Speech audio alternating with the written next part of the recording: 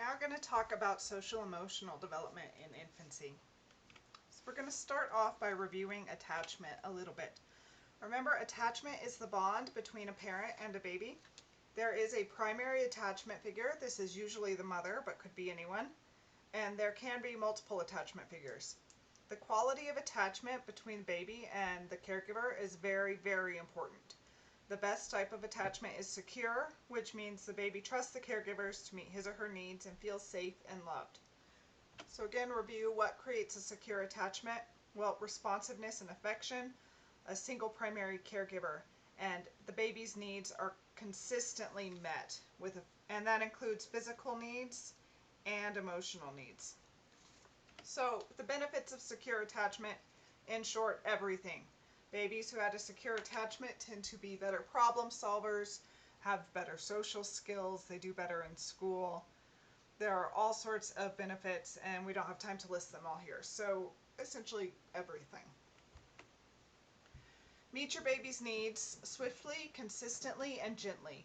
They won't remember what you did or didn't do at this stage, but they will always carry with them how it made them feel. So you can argue that attachment is the basis of emotional development.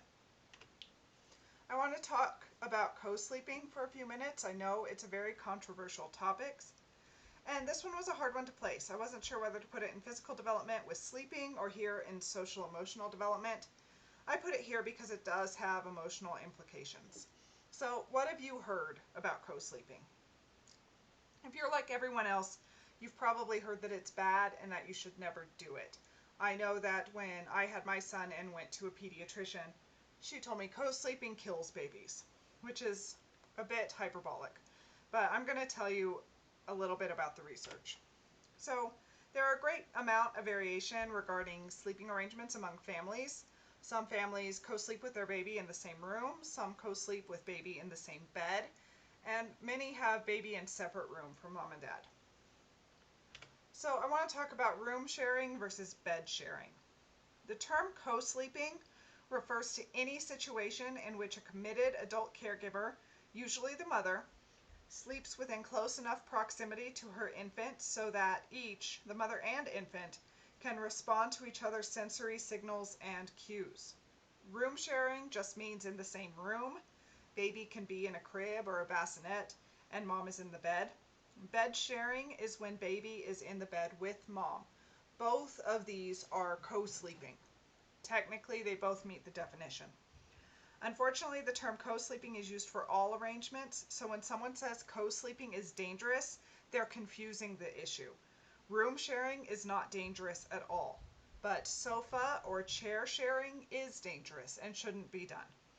So I want to talk about all the different types of co-sleeping. Bed sharing can be made either safe or unsafe, but it is not intrinsically one or the other. Couch or sofa sleeping or co-sleeping is intrinsically dangerous, as babies can and do too easily get pushed against the back of the couch by the adult or flip face down in the pillows and suffocate. Some reports inappropriately suggest that all types of co-sleeping are the same, dangerous, and that all practices around co-sleeping carry the same high risks, and that no co-sleeping environment can be made safe. Nothing can be further from the truth. This is akin to suggesting that because some parents drive drunk with their infants in their cars, unstrapped into car seats, and because some of these babies die in car accidents, that nobody can drive with babies in their cars, because obviously car transportation for infants is fatal. You should see the point. Okay? So just because some people do it unsafely doesn't mean the practice itself is unsafe. So here's some research.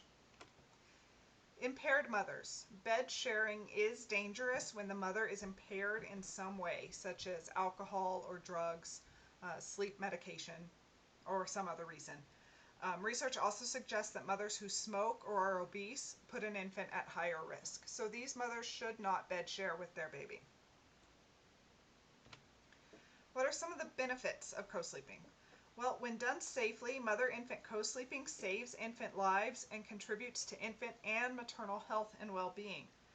Merely having an infant sleeping in a room with a committed adult caregiver, which is technically co-sleeping, reduces the chances of an infant dying from SIDS or from an accident by 1/2.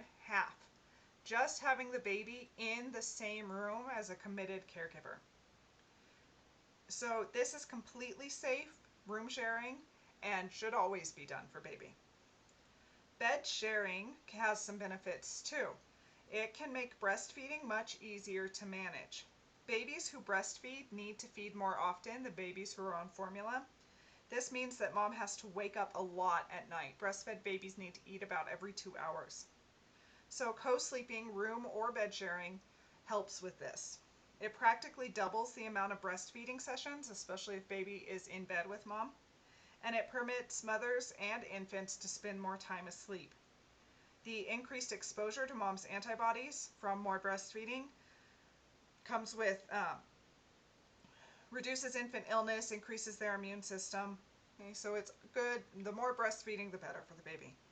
And because co-sleeping in the form of bed sharing makes breastfeeding easier for mothers, it encourages them to breastfeed for a greater number of months. And again, the more breastfeeding, the better.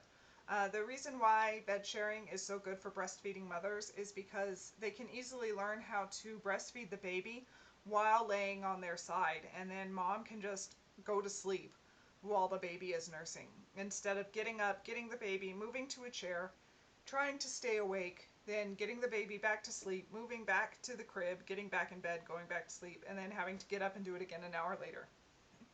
So bed sharing can really make life easier for breastfeeding mothers. I bed shared with both of my babies and breastfed both of them, and it worked out great.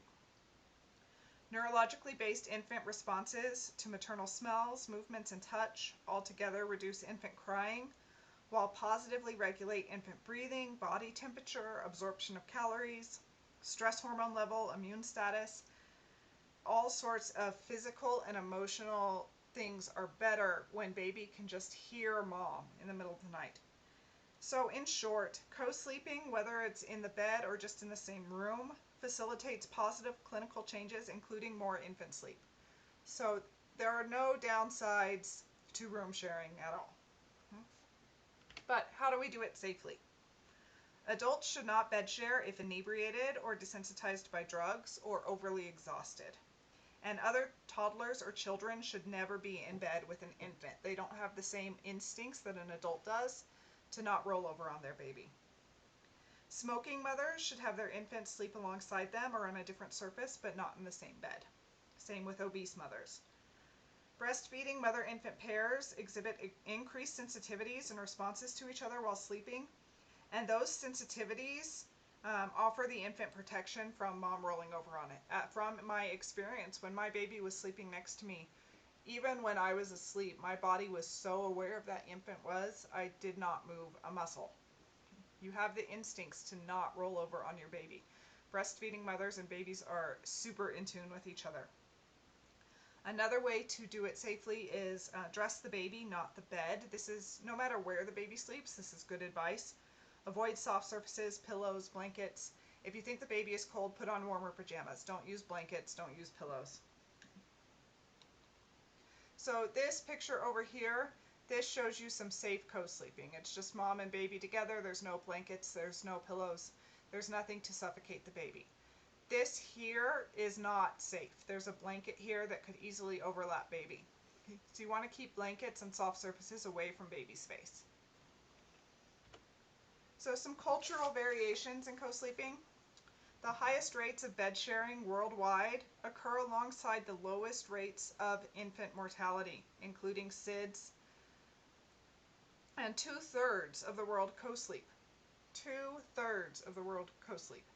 If it was not safe, humans would not do it. We wouldn't have evolved to do it. It is mom's instinct to bring baby into bed with her, and there's a reason for it. Just do it safely. Some cultures just room share, some bed share, some do it for just a short period of time, some do it for years. But 2/3 of the world do it, and they manage to do it safely. So you'll often hear the phrase, co-sleeping has been linked to SIDS. Generally, this makes you think that when you co-sleep, children are more likely to die from SIDS. But remember our talk about positive and negative correlation? In both cases, the variables are linked, but it means very different things. So here's a graph of cases of SIDS, sudden infant death syndrome, and the percent co-sleeping over 5 hours. So you'll see in countries where they do more co-sleeping, they have less incidences of SIDS.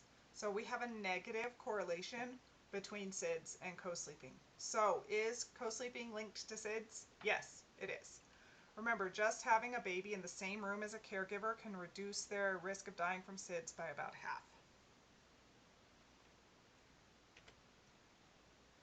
So now we're going to switch to psychosocial development. We're going to talk about Erikson's first stage, trust versus mistrust.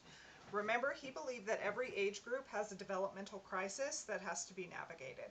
And in infancy, it's this idea of trust versus mistrust.